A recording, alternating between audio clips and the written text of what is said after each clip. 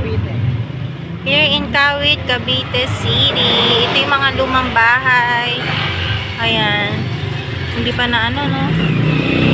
Talagang ito, as in talagang lumang-luma na. St. Peregrine Institute College Department. Ito na, ano lang. Oh.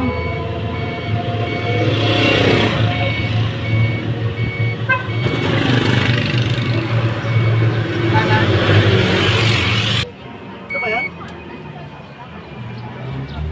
Ito yan?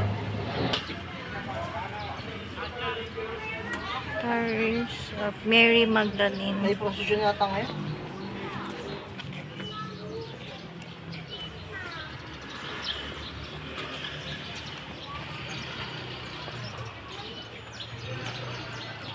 Museo ng San Choro.